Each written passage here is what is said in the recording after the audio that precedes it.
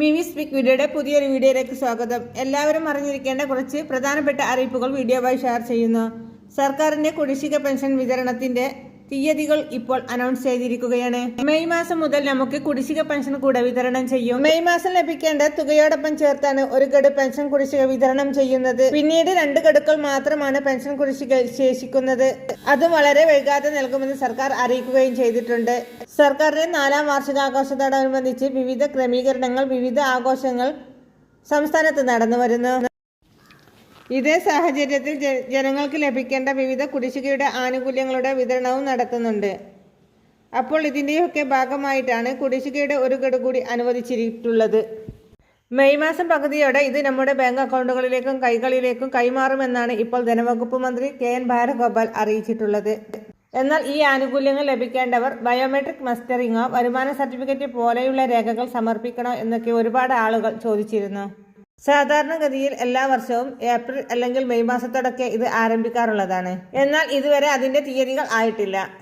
അതുകൊണ്ട് തന്നെ ആരും ധൃതി പിടിച്ച് അക്ഷയ കേന്ദ്രങ്ങളിലേക്കോ ഓൺലൈൻ സർവീസ് സെന്ററുകളിലേക്കോ അല്ലെങ്കിൽ പഞ്ചായത്തുകളിലേക്കോ പോകേണ്ട ആവശ്യമില്ല. തീയതികൾ ഒന്നും തന്നെ പ്രഖ്യാപിച്ചിട്ടില്ല. അതുകൊണ്ട് തന്നെ കഴിഞ്ഞ വർഷം നമ്മൾ രേഖകൾ സമർപ്പിച്ചിട്ടുണ്ട്. അത് പരിഗണിച്ചുകൊണ്ട് തന്നെ ഇപ്പോഴുള്ള ആനുകൂല്യങ്ങളുടെ വിതരണം നടക്കുന്നതായിരിക്കും. പിന്നീട് സർക്കാർ അനൗൺസ് ചെയ്യുന്ന സമയത്ത് മസ്റ്ററിംഗ് ഉൾപ്പെടെയുള്ള കാര്യങ്ങൾ നമ്മൾ പൂർത്തിയാക്കിയാൽ മതിയാകും. ഇപ്പോൾ ഇത് സമർപ്പിക്കാനുള്ള തീയതികൾ സർക്കാർ പ്രഖ്യാപിച്ചിട്ടില്ല.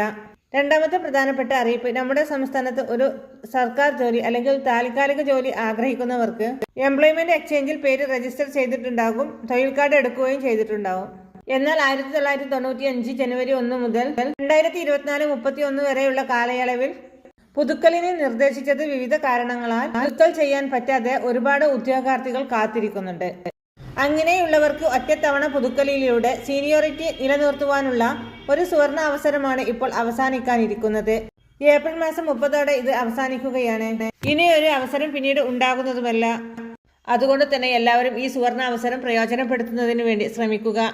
പ്രത്യേകിച്ച് സീനിയോറിറ്റി നഷ്ടപ്പെട്ട കാർഡിന്റെ എല്ലാ സാധ്യതകളും അവസാനിച്ചിരിക്കുന്ന ഈ ഒരു സമയത്ത് ഈ ഒറ്റത്തവണ പുതുക്കലിൽ പങ്കെടുത്തു കഴിഞ്ഞാൽ നമ്മുടെ കാർഡിന് വീണ്ടും സീനിയോറിറ്റി ലഭിക്കുന്നതും അതോടൊപ്പം തന്നെ സ്വയം തൊഴിൽ വായ്പ പോലെയുള്ള ആനുകൂല്യങ്ങൾ നമുക്ക് ലഭിക്കുന്നതുമാണ്.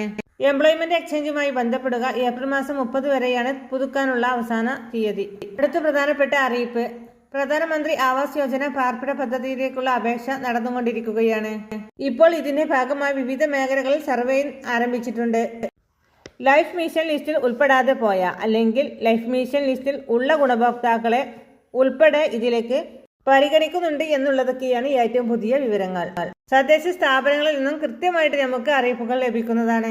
ഏത് രീതിയിലാണ് അവിടെ അപേക്ഷകൾ സ്വീകരിക്കുന്നത്, അല്ലെങ്കിൽ ലൈഫ് മിഷനിൽ നിന്നാണോ അപേക്ഷകൾ സ്വീകരിക്കുന്നത്, ഇങ്ങനെയുള്ള വിവിധ കാര്യങ്ങൾ നമുക്ക് അറിയാനായിട്ട് സാധിക്കും. ഏകദേശം 5 കോടിക്കടുത്ത് പാർപ്പിടങ്ങളാണ് രാജ്യം വ്യാപകമായി കേന്ദ്ര സർക്കാർ വിതരണം ചെയ്യുന്നത്. ഈ ഒരു പദ്ധതിയിൽ നമ്മുടെ സംസ്ഥാനത്ത് ലഭിക്കുന്നത് ലൈഫ് മിഷൻ പദ്ധതി പോലെ തന്നെ 4 ലക്ഷം രൂപയായിരിക്കും. ഇനി അത് മാത്രമല്ല, തൊഴിലുറപ്പ് പദ്ധതിയിൽ നമ്മൾ തൊഴിൽ കാർഡ് എടുത്ത് 90 തൊഴിൽ ദിനങ്ങൾ നമ്മുടെ ഭവന നിർമ്മാണവുമായി ബന്ധപ്പെട്ട് ചെയ്യുന്നതിന് സർക്കാർ നമുക്ക് ഒരുക്കി തരുന്നുണ്ട്. ഇങ്ങനെ 4,30,000 രൂപയോളം നമുക്ക് സഹായമായി ലഭിക്കുകയും ചെയ്യും. അവസാനത്തെ പ്രധാന അറിയിപ്പ്, നമ്മളെല്ലാവരും തന്നെ ആധാർ കാർഡ് ഉള്ളവരാണ്. ഈ ആധാർ കാർഡിന്റെ പുതുക്കൽ, അതിന് മൊബൈൽ നമ്പർ മാറ്റി നൽകുന്നതിന്, അതിൽ ബയോമെട്രിക് അപ്ഡേഷൻ അല്ലെങ്കിൽ ഫോട്ടോ ചേഞ്ച് ചെയ്യുന്നത്, ഇങ്ങനെയുള്ള വിവിധ കാര്യങ്ങൾക്ക് വേണ്ടി അക്ഷയ കേന്ദ്രങ്ങളെ സമീപിക്കുക. വളരെ പ്രധാനപ്പെട്ട കുറച്ച് അറിയിപ്പുകളാണ് വീഡിയോവായി ഷെയർ ചെയ്തത്. ഈ അറിയിപ്പുകൾ മറ്റുള്ളവർക്ക് വേണ്ടി ഷെയർ ചെയ്യാൻ മറക്കാതിരിക്കുക. എല്ലാവിധ സർക്കാർ അറിയിപ്പുകളും നേരത്തെ തന്നെ നിങ്ങളിലേക്ക് എത്തുവാൻ വേണ്ടി ഈ ചാനൽ ലൈക്ക് ചെയ്ത് സപ്പോർട്ട് തരിക.